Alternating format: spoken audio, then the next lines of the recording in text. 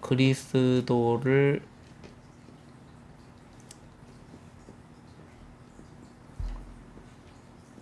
확정하라.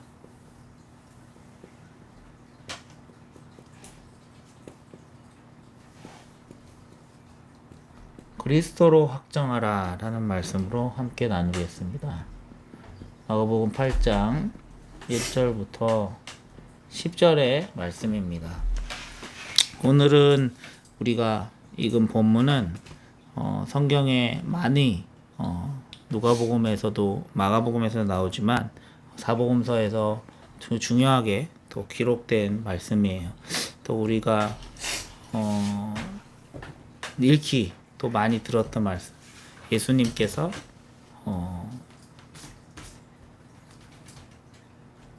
떡 7개와 물고기 2마리를 가지고 4,000명이 넘는, 남자만 4,000명이니까 그 이상의 사람들에게 이 먹을 수 있도록 하나님의 기적이 나타난 시간표였어요.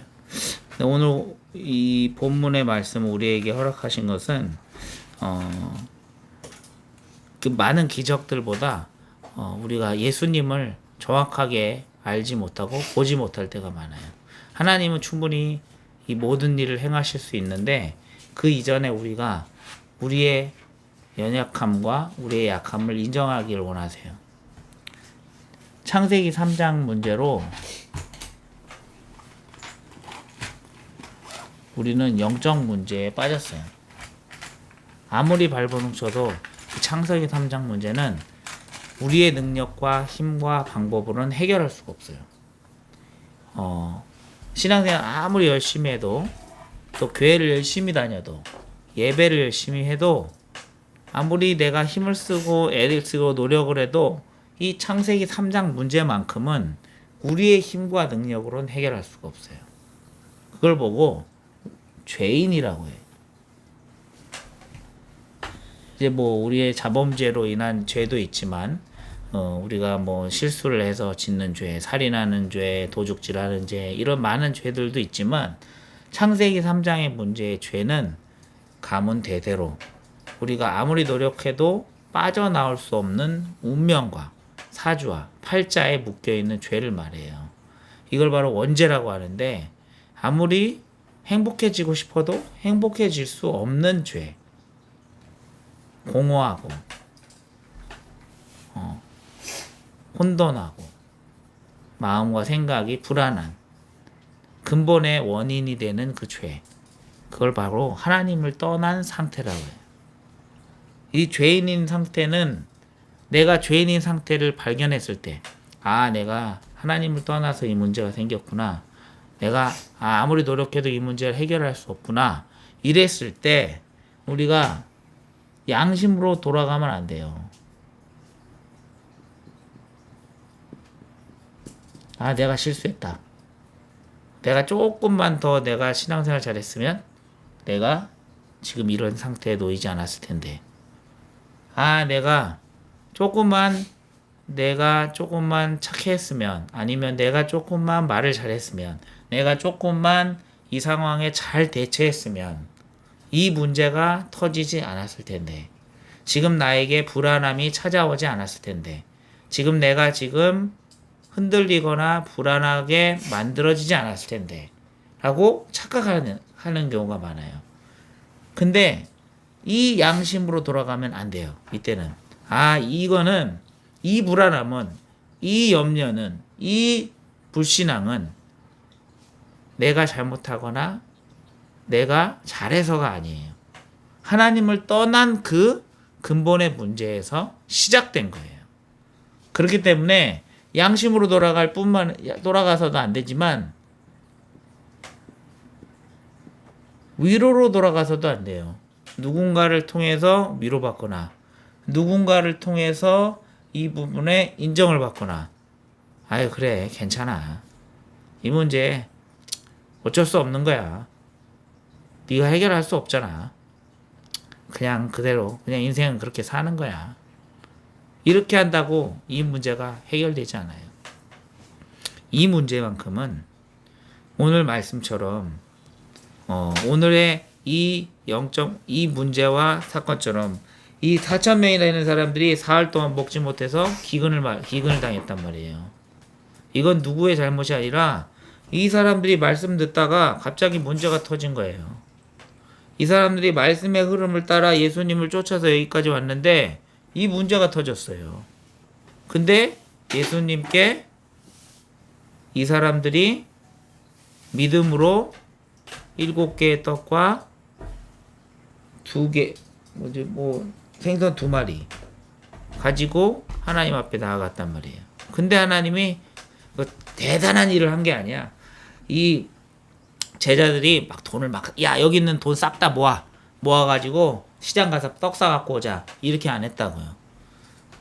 그냥 지금 가지고 있는 거, 내가 가지고 있는 거, 그걸 가지고 하나님이 원하셨어요. 예수님이 지금 너희가 가지고 있는 게 뭐냐? 그거 가지고 와라. 그걸로 예수님이 시작하셨다는 거예요. 예수님은 지금 우리가 많은 걸 바라신 게 아니고 우리가 가지고 있는 거, 우리가 가지고 있는 믿음, 7개의 떡이 문제가 아니고 7개의 물고기가 문제가 아니고 우리의 믿음, 그 작은 믿음, 아무것도 못할 것 같은 세상이 봤을 때 한심스러운 그런 믿음을 가지고 예수님은 이루어 가시겠다는 거예요. 자, 그걸 뭐냐면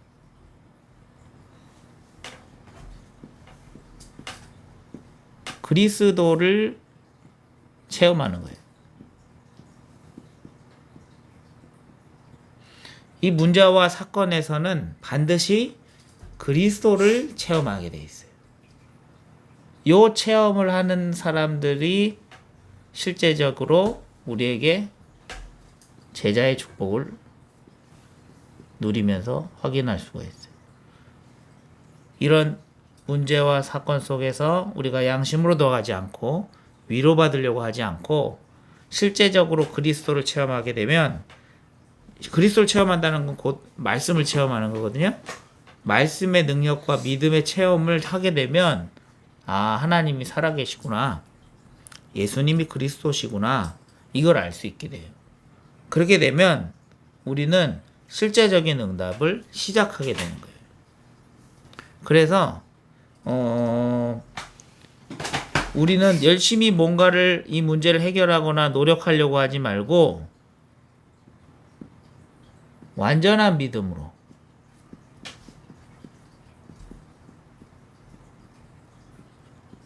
들어가야 돼요. 자, 완전한 믿음은 무엇인가요? 완전한 믿음은 누구를 의지하지 않는 거예요. 교회 아빠 때문에 가나요? 아니면 목사님 때문에 가나요? 아니면은 친구 만나러 가나요? 아니죠. 교회는 하나님의 말씀을 가는 거예요. 하나님의 말씀을 따라가는 거예요. 교회는 하나님의 말씀을 들으러 가는 거예요.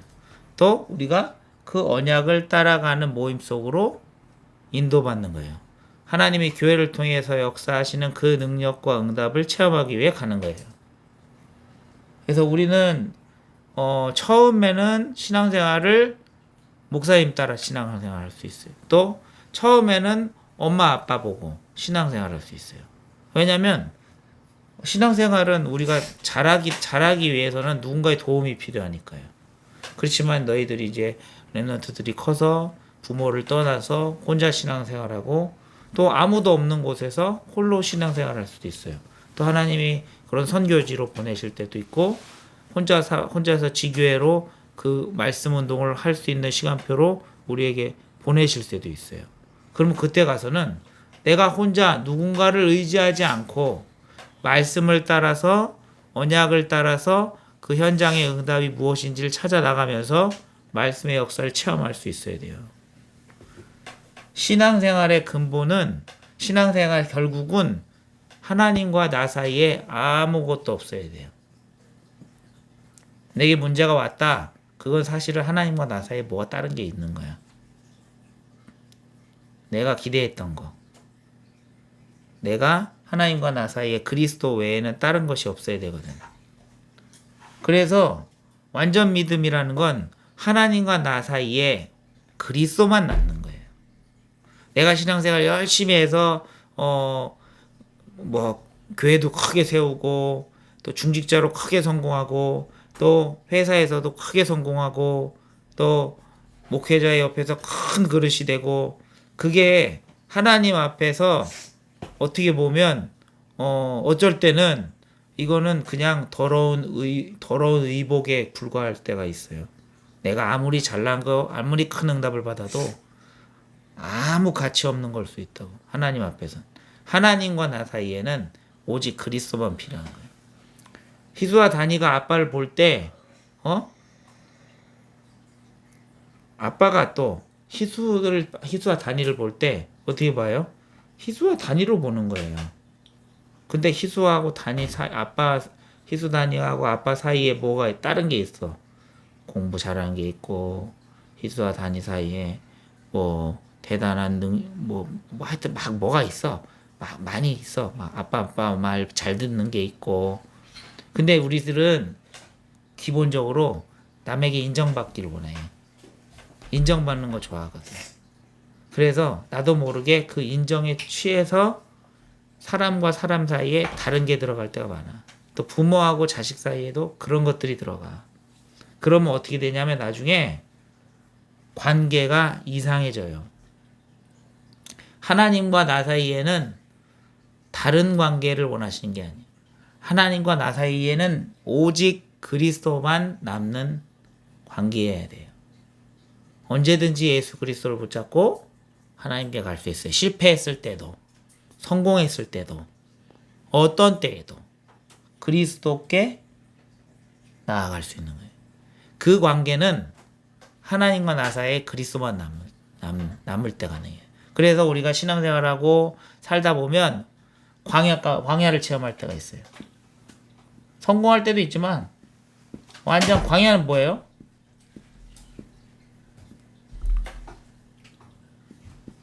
이게 맞나? 밑바닥? 맞아요 이거? 네. 밑바닥을 체험할 때가 있어. 가장 내가 아무것도 할 수 없는 밑바닥. 완전 내가 아무것도 못해. 이제 살다 보면 그럴 때가 있어요. 그럼 그 얘기는 뭐냐면 이걸 보여주고 이걸 체험하게 할 때는 뭐냐면 하나님이 너와 나 사이에 딴 건 필요 없다. 아빠도 경험했잖아요. 지금도 순간순간 경험할 때가 많아요. 내가 나도 모르게 하나님 나 사이에 다른 게 들어갈 때. 근데 지금도 마찬가지예요. 아빠는 완전 믿음으로 회복되는 그 시간표 속으로 들어가고 있는 것 같아요. 하나님과 나 사이에 아무것도 없는 그리스도만 남는, 내가 인정받고 내가 이루려고 하는 그 모든 걸 내려놓고 하나님께 의지하고 그리스도를 체험하는 그 시간표 속에 있다는 거예요. 우리는 지금 이 시간표에, 교회의 시간표에, 또 우리의 시간표에, 이 지교의 시간표에 반드시 이 체험을 해야 돼요. 완전 믿음의 시간표. 하나님과 나 사이에 딴 건 없어. 그러면 언제든지 달려갈 수 있고, 언제든지 만날 수 있고, 언제든지 하나님과 대화할 수 있고, 그 속에서 하나님의 뜻과 계획을 물어볼 수 있고, 그 속에서 시작할 수 있고. 그래서 인정받으려고 하면 안 돼. 오직 말씀 속에서 하나님의 뜻을 찾고 그 길을 찾아야 돼요. 자, 두 번째로는 완전 복음 속으로 들어가야 돼요. 완전 복음 속으로 들어가는 것은 회피하는 게 아니에요. 완전 복음은 뭐예요? 완전 복음 착한 게 아니에요. 완전 복음 뭐예요? 그럼 악한 거예요? 완전 복음은 악한 것도 아니에요. 완전 복음은 기다리는 거예요. 완전 복음은 하나님이 그 일을 이루실 때까지 언약을 붙잡고 기다리는 거예요. 그리고 그 속에서 하나님의 계획을 찾는 거예요. 회피하지 않고 하나님이 하시는 그것을 찾아 누리는 게 완전 복음이에요. 실패해도 누림 속으로 들어가는 거예요.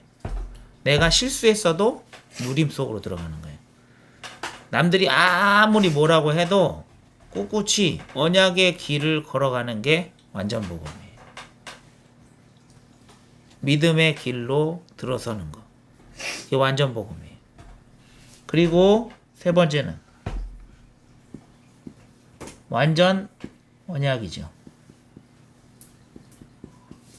완전 언약은 조급하지 않아요. 조급한다라는 건 뭐예요? 내가 조급해진다라는 건 뭔가 동기가 있는 거야. 빨리 이 문제를 해결해버리고 싶거든. 왜냐면 불안하니까. 내 불안함이 이 문제 속에서 시작됐다고 착각하기 때문에 그래요. 나의 지금의 불안함은 이 문제에서 시작된 게 아니에요. 나의 지금의 불안함은 오래된 문제에서 시작된 거예요. 그래서 그 지금의 당장의 문제를 해결한다고 해서 내 불안함이 해결이 되지 않아요. 그래서 오히려 그 불안함 속에 머물면서 하나님이 나의 근본의 불안함을 해결할 때까지 기다려야 되는 거예요. 나의 근본의 불안함은 바로 이 창세기 3장에서 시작됐기 때문에. 창세기 3장의 문제는 언제 해결돼요? 그리스도를 체험할 때 해결이 됩니다. 그리스도를 체험할 때 체험해요. 그리고 그리스도를 날마다 체험해야 되는 거예요. 그래 내가 막 사는 것 같지만 사실은 내가 실수하고 사는 것 같지만 하나님의 보호 속에 있는 거예요. 하나님의 보호. 내가 늘 하나님께 실수하고 넘어지고 죄 짓는 것 같지만 하나님 날 버리시지 않는 거예요. 또 아무리 내가 잘나고 대단한 일을 한 것 같지만 사실은 하나님 없이는 이룰 수 없는 거. 그 축복과 은혜 속으로 들어갈 때야 내가 불안하지 않아요. 늘상 내가 열심히 하고 내가 힘으로 하고 내 방법으로 하고 내 문제를 해결하는 데 집중되어 있다 보면 나도 모르게 조급하게 되고 불안할 수밖에 없지요. 그래서 사실은 정말 복음을 깨달으면 나는 아무것도 할 수 없구나. 나는 이룰 수 없는 존재구나 라고 인정하는 게 시작이에요. 참 괴롭고 어떻게 보면 바보 같은 고백일 수도 있지만 나는 어떻게 보면 비참하고 비굴해지고 정말로 힘든 그런 상태로 들어가는 것 같이 보이지만 하나님은 그렇게 나를 놔두지 않아요. 내가 그런 고백과 나는 할 수 없다라고 했을 때 하나님 반드시 우리를 일으켜 세우시고 회복시키시고 그리고 이 그리스도로 시작할 수 있게 돼요. 그래서 밑바닥에서 정말로 광야 가운데서 내가 힘을 내지 말아야 돼요. 힘을 내지 말고 그 자리에서 하나님의 은혜와 축복과 성령의 역사를 기다리는 거예요. 반드시 하나님 그 자리에서 다시 우리를 믿음으로 일으켜 세우시고 믿음의 길로 그리스도를 체험하게 하시고 하나님과 나 사이에 아무것도 없게 하시는 그 응답 속으로 인도하시게 돼 있어요. 그래서 우리는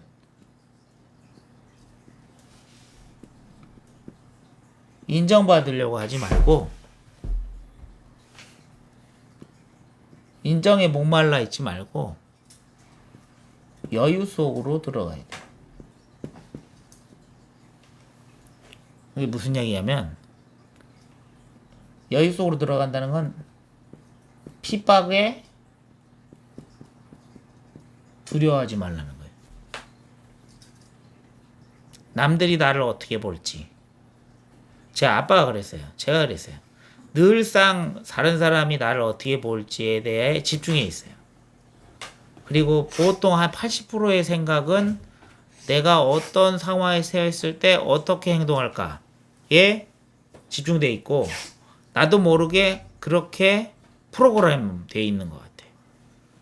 그러니까 거의 한 생각에 내가 집중해야 될 일들을 집중하지 못하고 나도 모르게 자꾸 일어나지 않을 일들에 대해서 자꾸 시뮬레이션을 돌리는 거예요. 머릿속으로.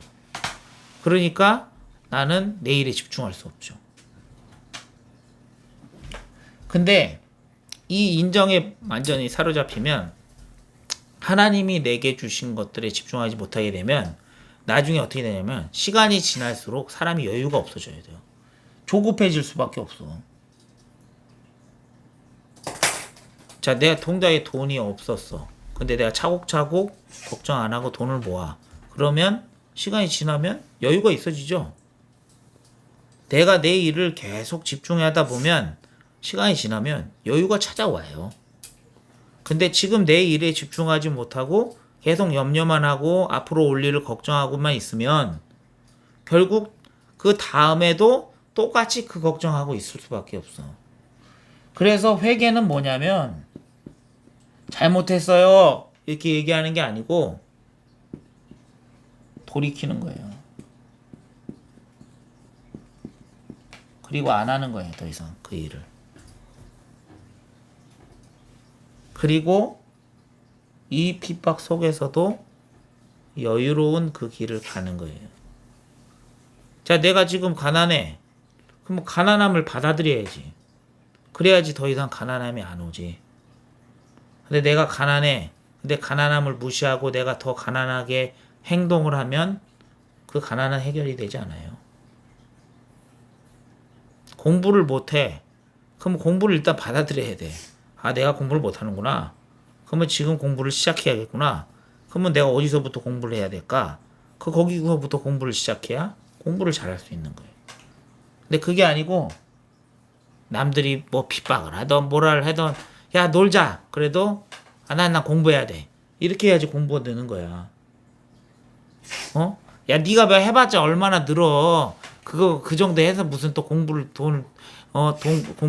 실력이 늘겠어? 그냥 나랑 놀아.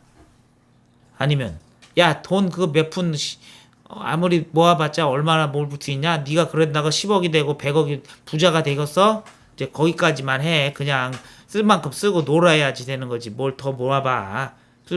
별로 쓸모없어. 그렇게 하면은 결국은 또 가난해지는 거예요. 진짜 여유를 하려면 나의 길을 갈 수 있어야 돼요. 핍박 속에서도. 내 것이 없으면 반드시 또 후회하고 또 남에게 도움받을 수밖에 없는 그 상태로 되는 거예요. 그래서 남의 도움받는 인생 말고 남을 도울 수 있는 인생을 해야 돼요.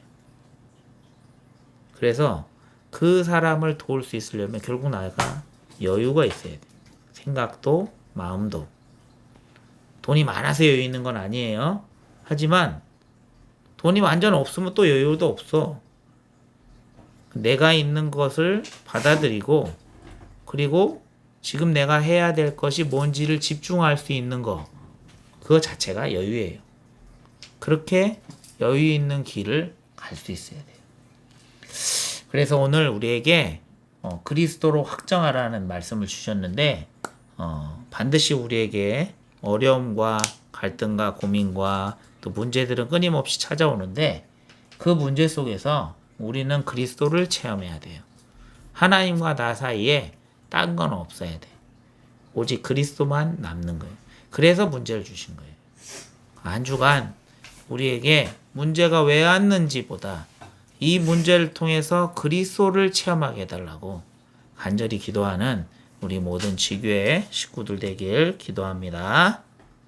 아멘. 네. 꺼주세요.